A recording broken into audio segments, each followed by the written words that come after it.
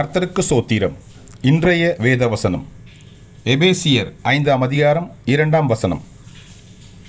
கிறிஸ்து நமக்காக தம்மை தேவனுக்கு சுகந்த வாசனையான காணிக்கையாகவும் பலியாகவும் ஒப்புக்கொடுத்து நம்மில் அன்பு கூர்ந்தது போல நீங்களும் அன்பிலே நடந்து கொள்ளுங்கள்.